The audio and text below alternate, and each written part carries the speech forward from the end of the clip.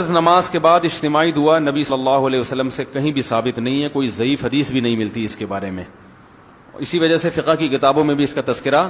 نہیں ہے۔ یہ بر صغیر میں ایک چیز رائج ہو گئی ہے، تو اب جو چیز رائج ہو جائے اس کو ایک دم سے چھوڑنے میں فتنہ ہوتا ہے، تو اس لیے اس کو آرام آرام سے تمیز سے آہستہ آہستہ چھوڑنا چاہیے۔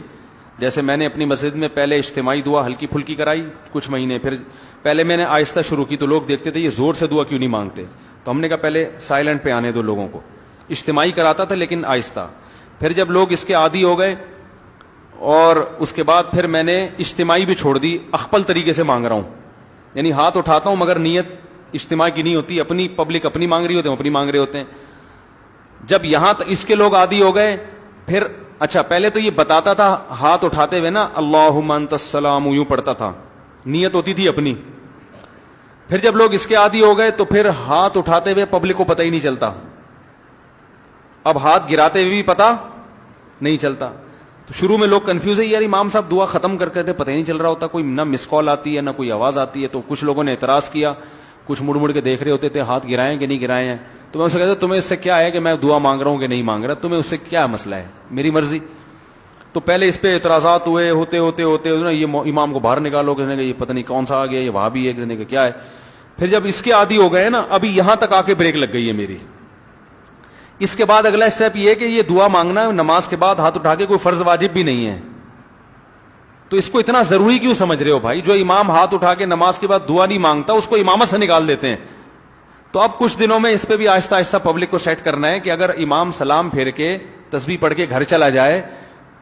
دل میں دعا مانگ لے یا گھر جا کے مانگ لے، تو اللہ کی رسول کی طرف سے امام اس بات کا پابند نہیں ہے کہ وہ گن پوائنٹ پہ اس سے دعائیں منگوائی جائیں، لیکن ابھی لوگوں کا ہاضمہ اتنا ہوا نہیں ہے، یہ کر لیا تو نہیں، آپ لوگ ہی میرے خلاف ہو جائیں گے۔ تو آہستہ آہستہ جہاں یہاں تک آ گئے تو اگلا اسٹیپ انشاءاللہ 10-20 سالوں میں وہ بھی ہو جائے گا، ٹھیک ہے نا۔ تو ایک دم فتنہ نہیں کھڑا کر دینا چاہیے، تمیز سے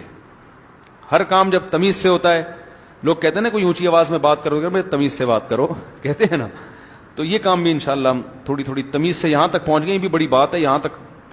ہماری مساجد میں اس اسٹیج تک پہنچنا بھی آسان کام نہیں ہے۔ اب دیکھیں جمعے میں دعا شارٹ ہے نا، آج جمعے کے بعد دعا مانگی میں نے نہیں ہے نا، پبلک کو پتہ بھی نہیں چلا، آپ لوگوں کو بھی پتہ چلے گا، چلے جائیں گے گھر، ٹھیک ہے۔ کوئی جمعے کے بعد تو اجتماعی دعائیں مانگی جاتی ہیں، کوئی ضروری تھوڑی ہیں، تو کوئی ایک بندہ ایسا بھی ہونا چاہیے جو یہ نہ مانگ رہا ہو، یہ بتانے کے لیے کہ وہ فرض نہیں ہے۔ جو اجتماعی دعا خطبے میں ہوتی ہے وہ تو سنت ہے، وہ ہو گئی، خطبے میں ہم نے دعا مانگی نا اللہم اہدنا فیمن ہدیت وعافنا، یہ ہے سنت،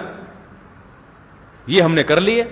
تو جو سنت دعا تھی وہ تو ہو گئی، اب آپ کو اختیار ہے اس کے بعد دعا مانگو نہیں مانگو۔ تو اس طرح سے ہم سیٹنگ